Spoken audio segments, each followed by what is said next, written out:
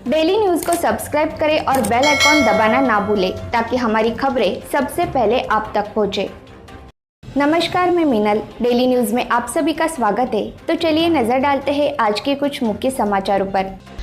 Corona काल में कर्कश आवाज कर ध्वनि प्रदूषण करने वालों पर वाहतुक विभाग ने 150 मॉडिफाइड साइलेंसर के बुलेट और कर्कश आवाज करने वाले 50 हॉर्न पर कार्रवाई कर साइलेंसर और हॉर्न पर रोड रोलर चलाया। अमरनाथ बदलापुर शहर के वाहतुक पुलिस विभाग की ओर से ध्वनि प्रदूषण करने वाले वाहनों पर परिसर में विशेष कार्रवाई का आयोजन कर कुल 150 मॉडिफाइड साइलेंसर और 50 हॉर्न ताबे में लेकर वाहन चालकों के विरोध में ई चलन की दंडात्मक कार्रवाई की गई और लाखों रुपए दंड वसूला गया। ताबे में लिए साइलेंसर मॉडिफाई होने की आरटीओ से जांच कर इन मॉडिफाइड साइलेंसर पर अमरनाथ शहर के साईं बाबा मंदिर के सामने कल्याण बदलापुर रोड पर रखकर उस पर रोड रोलर चलाया गया। इसके आगे भी उक्त कार्रवाई जारी रहेगी, ऐसा वाहतुक विभाग के पुलिस उपायुक्त बाला साहेब पाटिल इन्होंने कहा। इन साइलेंसर पर मॉडिफिकेशन कर विचित्र आवाज शहर में बाइक और बुलेट फिरते हैं, जिसमें ध्वनि प्रदूषण होकर सामान्य जनता, खास करके वृद्ध नागरिक, मरीज, विद्यार्थी इन्हें बड़े पैमाने में तकलीफ होती है। ऐसा ध्वनि प्रदूषण विरोधी याचिकाकर्ता हिराली फाउंडेशन के सरिता खान चंदानी इन्होंने कहा। उक्त जानकारी डेली न्यूज के उप संपादक सरफराज खान इन्होंने दी है। कोविड पैंडेमिक में तो ये हम सभी समझ गए हैं कि शांति की कितनी अनुभूति और कितना महत्व हमने समझा। उस दौरान जो सबसे बड़ा एक ध्वनि प्रदूषण का स्रोत रहा है वो था ये साइलेंसर्स। मैं ये बार बार समझ नहीं पाती हूँ कि जब इक्विपमेंट का नाम साइलेंसर है तो वो धक धक और फटफट कैसे हो सकता है। देखिए, मुद्दा ये है कि हम सभी अब जान गए हैं एटलीस्ट कि ध्वनि प्रदूषण के बहुत सारे दुष्परिणाम हैं।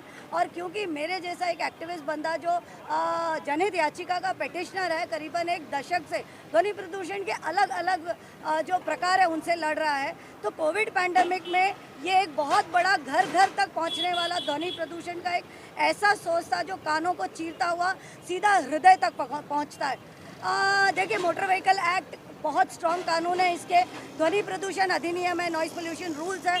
मुझे आज इस बात का बहुत मुझे खुशी है कि बाला साहब पाटिल डीसीपी ट्रैफिक वो आज खुद ये करीबन मुझे लगता है ये 5वां ऐसा मुहिम है, एक सांकेतिक, एक सिंबॉलिक मुहिम है कि आप समझिए कि अगर रोड रोलर से ये कुचला जा रहा है तो ये कितना बड़ा प्रॉब्लम होगा।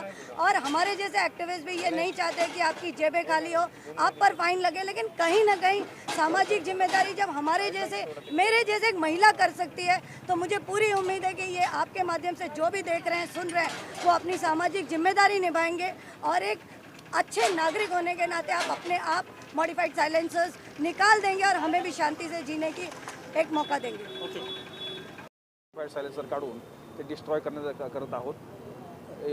ही मोहीम सातत्याने यासाठी चालू ठेवणार आहे की आपण ज्या पद्धतीने म्हणताय की यामध्ये हजारो वाहनं यामध्ये इन्व्हॉल्व आहेत। बरेच लोकांनी आपले सायलेन्सरही मॉडिफाईड केलेले आहेत आणि त्याचा त्रास सर्वसामान्य लोकांना बसतो आहे। त्यामुळे हे एक दिवसाची मोहीम असणार नाही, ही सातत्याने चालणारी मोहीम आहे। भविष्यात सुद्धा याला सातत्याने चालवावं लागणार आहे। सरप्राइजिंगली आम्ही वेगवेगळ्या ठिकाणी नाकाबंदी लावून फ्लॅश चेकिंग करत आहोत, जेणेकरून मोटरसायकल जे चालवत आहेत त्यांना सरप्राईज मिळावं आणि आमच्या नेटमध्ये ते यावेत, हा आमचा उद्देश आहे। आम्ही सगळ्यांना आव्हान करतो आहे की आपल्यावर कारवाई करण्याची आमची इच्छा नाही, आपण स्वतःहून हे मॉडिफाईड सायलेन्सर हे काढून टाकावेत आणि समाजामध्ये जो त्रास होतो आहे, वृद्धांना त्रास होतो आहे, बालकांना त्रास होतो आहे, तो त्रास कमी करावा ही आपली सामाजिक जबाबदारी आहे। आणि त्याचा भाग म्हणून आपण स्वतःहून अशी मॉडिफाईड सायलेन्सर काढून जर आपण अशा स्वरूपाचा एक चांगला मेसेज समाजामध्ये दिला तर याच्यासारखं चांगलं काही नाही आहे। आपल्यावर कारवाई करण्यामध्ये आम्हाला कुठलाही आनंद होत नाही आहे, परंतु दुर्दैवाने आपण ते करत नसल्यामुळे आम्हाला ही कारवाई करावी लागत आहे। आपण ते करत नसाल तर भविष्यात सुद्धा ही कारवाई सुरू राहणार आहे। आरटीओ ऑफिसर्स आणि ट्रॅफिक पोलीस यांच्या संयुक्त विद्यमाने ही कारवाई होईल। त्यांच्याही दंडाची रक्कम त्याच्यावर अवलंब केला जातोय, त्यामुळे त्याला मोठ्या प्रमाणात आर्थिक भुर्दंड बसतो आहे आणि तो भुर्दंड बसू नये यासाठी स्वतःहून अशा स्वरूपाचे मॉडिफाईड सायलेन्सर सर्वांनी काढून घेतले पाहिजे। आतापर्यंतचा काय आकडा आहे आणि ही कारवाई अजून कोणत्या स्वरूपात असणार आहे? साधारणतः 1000च्या वाहनावर 1000 वाहनांवर अशा स्वरूपाची कारवाई करण्यात आलेली आहे। साधारणतः 700 पर्यंत जे मॉडिफाईड सायलेन्सर आहेत ते काढून ते नष्ट करण्यात आलेले आहेत। आता ठाण्यामध्येही 2 दिवसामध्ये अशा स्वरूपाची कारवाई सुरू होणार आहे। त्यामुळे हे सातत्याने सुरू राहणारी कारवाई आहे, यामध्ये कुठलाही खंड पडणार नाही। जोपर्यंत रस्त्यावरील अशा स्वरूपाचे कर्णकर्कश आवाज बंद होत नाहीत तोपर्यंत ही संपूर्ण कारवाई सुरू राहणार आहे। याच्याबरोबर आपण पाहिलं असेल की प्रेशर हॉर्न किंवा त्याला आपण मल्टीट्यून हॉर्न्स म्हणतो, तेही हॉर्न्स हे अत्यंत त्रासदायक आहेत.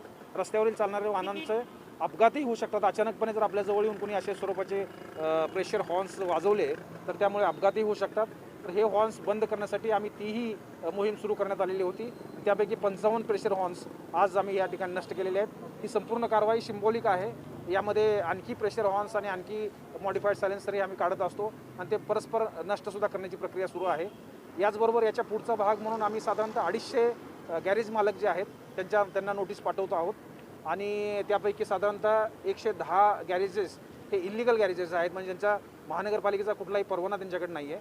तर अशा गॅरेजेसवर निष्कासनाची कारवाई व्हावी यासाठी आम्ही संबंधित महानगरपालिका आयुक्त यांना विनंती करत आहोत. निश्चितच मला खात्री आहे की तेही या बाबतीमध्ये पुढील कारवाई करतील.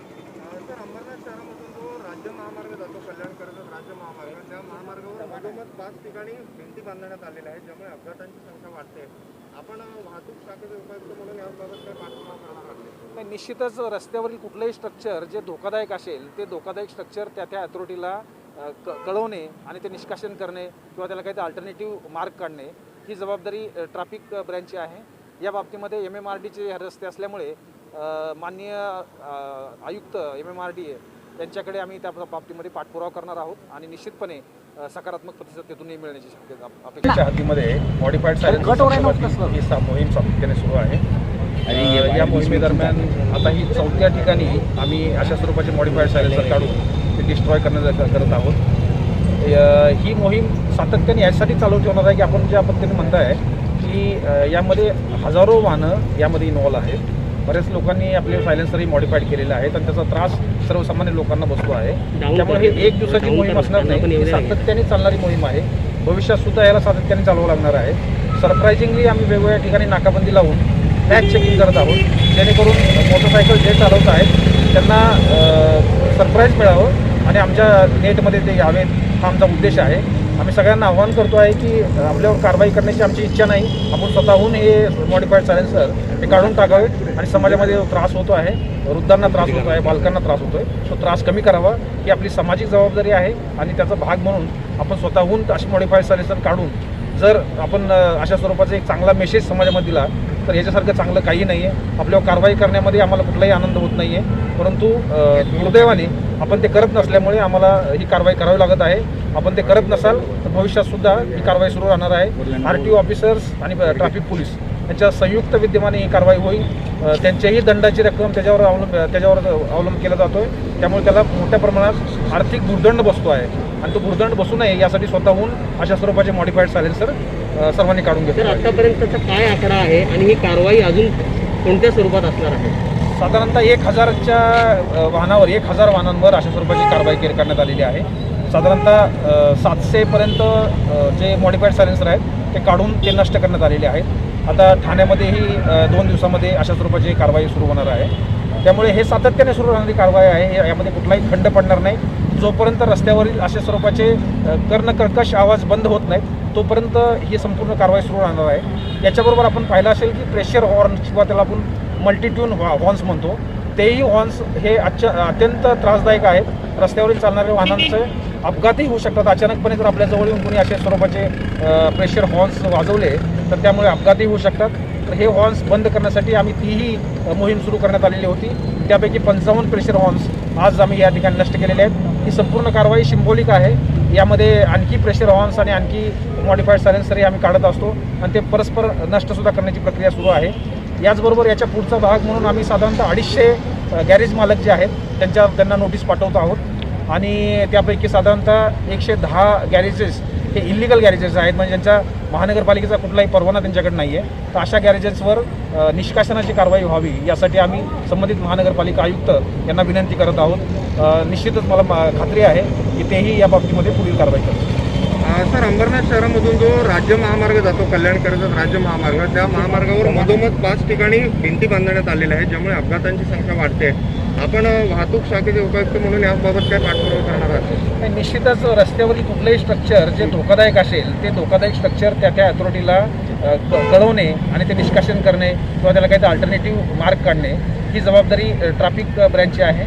या बाबतीमध्ये MMRDचे रस्ते असल्यामुळे माननीय आयुक्त MMRD यांच्याकडे आम्ही त्या बाबतीमध्ये पाठपुरावा करणार आहोत आणि निश्चितपणे सकारात्मक प्रतिसाद तिथूनही मिळण्याची अपेक्षा आहे. ओके.